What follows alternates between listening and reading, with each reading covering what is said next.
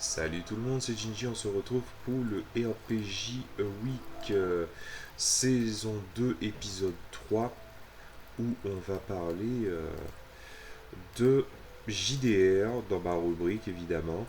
C'est fou comment on parle de certains personnages à la première personne comme si c'était nous. Est-ce que ça vous arrive? Donc est-ce que ça m'arrive? Alors, non, ça m'arrive jamais en vrai. Je suis quelqu'un de très river. Quand je dis river, c'est-à-dire que je porte certaines ambitions assez hautes et j'essaie toujours de garder une certaine vision fantasmée du monde, mais il y a toujours une partie, on va dire, je dirais pas schizophrène, mais il y a toujours une partie en parallèle qui me ramène justement à la condition de ce que je fais. Certaines personnes disent qu'ils veulent s'évader dans le JDR, ils veulent s'évader dans le jeu vidéo, qu'ils veulent s'évader par exemple dans le grandeur nature. Pour moi, je comprends qu'est-ce qu'ils. En fait, j'essaie de comprendre ce qu'ils veulent dire par là, mais je ne le comprends pas. Enfin, je n'arrive pas à le mettre, à le situer par rapport à moi.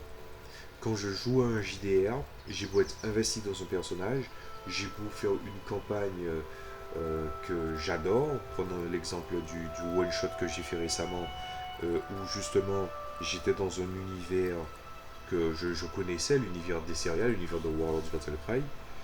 Ben, effectivement, les autres ont vu que quand j'ai fait le discours pour allier des troupes, c'était vraiment un discours où tu avais l'impression que je l'avais préparé toute ma vie, mais c'est normal, c'est un univers que j'aime beaucoup, que j'ai beaucoup d'affection pour. Et donc, du coup, j'étais très investi, d'autant plus que mon personnage, c'est moi, dans un autre univers, avec une autre apparence. C'est carrément moi, en fait. La quadrilogie, la tétralogie ou la quadrilogie du coup, on va appeler ça comme vous le voulez.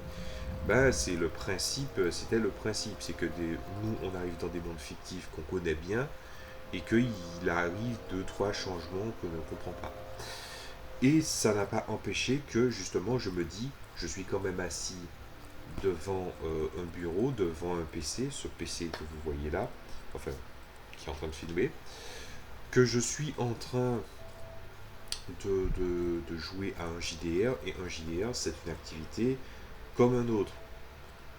Enfin, quand je dis une activité comme une autre, ce que je veux dire par là, c'est qu'une activité reste une activité. Peu importe ton degré d'implication, l'activité se suffit à elle-même et il n'y a pas besoin, je ne ressens pas le besoin en fait de m'évader.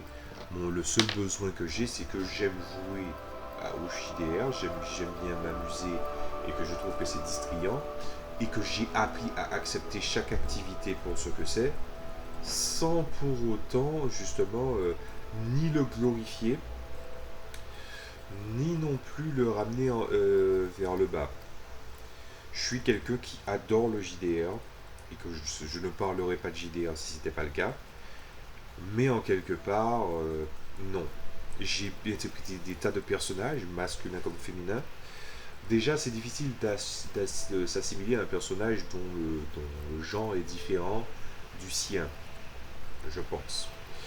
Et même les personnages qui ont le même genre que moi, donc les personnages masculins, bah justement, ces gens-là, ils ont toujours, ces personnages-là ont toujours été bien construits, j'ai déjà expliqué ça. Euh, c'est bien de construire des personnages, et en fait, on donne toujours une partie de soi dans les personnages, mais les parties de moi que je donne, c'est des parties qui, en fait, sont présentées de façon à ce que on ne peut pas se dire que je joue exactement le même personnage. Je ne joue pas le même personnage, je joue des facettes de moi.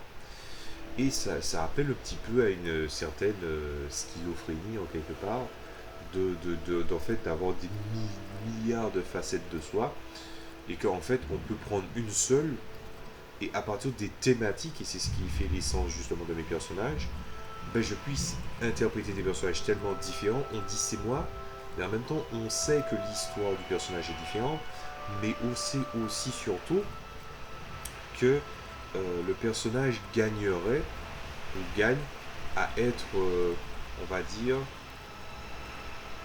radicalement différent parce que il n'a pas le même vécu, il n'a pas la même approche, il n'a pas la même philosophie du monde par rapport à moi.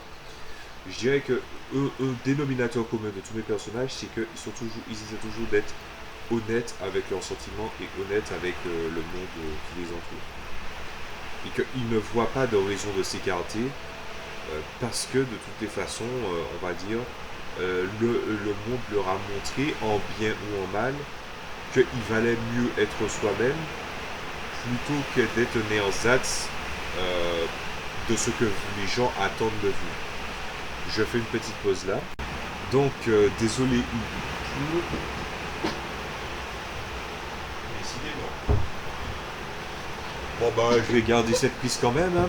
Du coup, je disais, donc à force, ben, j'ai interprété des tas de personnages.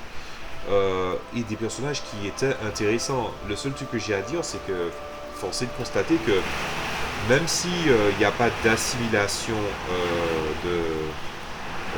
il n'y a pas de grosse assimilation de personnages, quand je parle du fait que du rapport au jeu, quand je parle du personnage, non, quand je dis jeu, je sais très bien que je le dis en tant que joueur, pas en tant que personnage.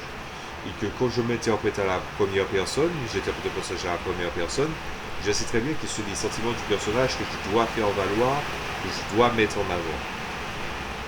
Donc quoi qu'il arrive, j'essaierai toujours justement de faire valoir les sentiments du personnage. Et donc du coup, le lien que j'ai vis-à-vis de ce personnage-là, justement, est un peu particulier. Je peux fermer les yeux et me dire que, en fait, de visualiser le personnage et il raconte son histoire. Et il raconte justement les choix qu'il aurait fait.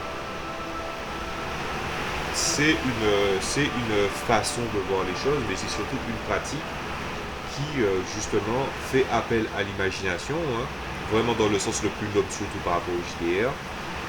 Mais je sais très bien que derrière c'est moi qui lance les dés pour eux, et que c'est à moi de voir ce que j'accepte ou ce que je valide pas. Moi, quand je pars du principe que je dois raconter une histoire, je veux pas raconter l'histoire de moi qui essaie d'un moi fantasmé, si vous voyez ce que je veux dire. Un moi supérieur qui essaie de se fantasmer. Je veux raconter une histoire, et si il y a des choix qui est intéressant, je ne vois pas pourquoi je le refuserais. J'ai jamais été à l'encontre de ce que mon personnage, dans sa personnalité, aurait fait en temps normal. Donc non, ça ne m'arrive pas.